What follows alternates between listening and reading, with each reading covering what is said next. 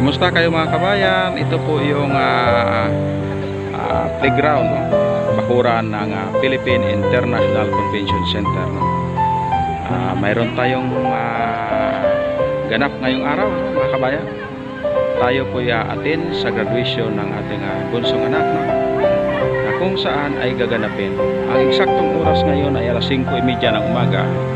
Kaya kung inyong mapapansin ay napakabagya pang madilim, ano, mga kababayan.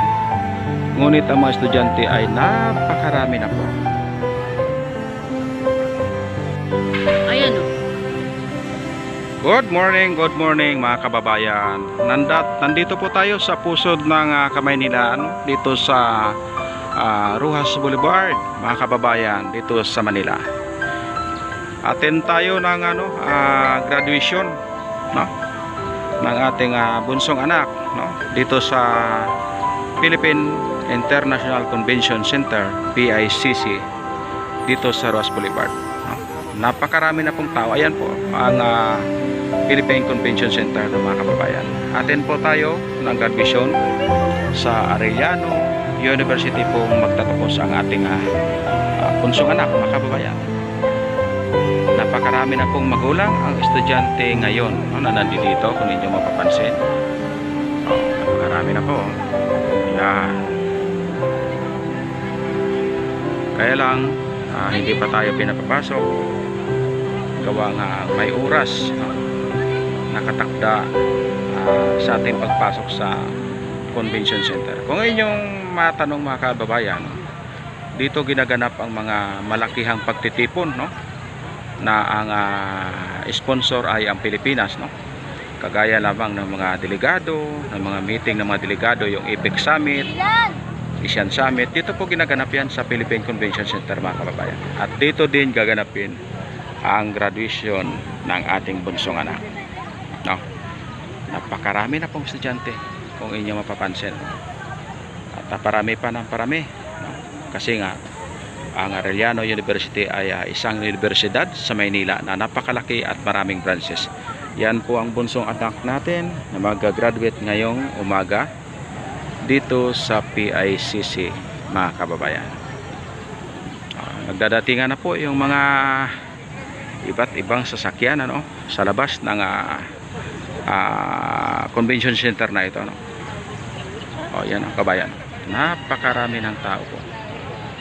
Kung inyo mapapansin, nandito kami sa loob na ng bakuran ng Philippine Convention Center, no?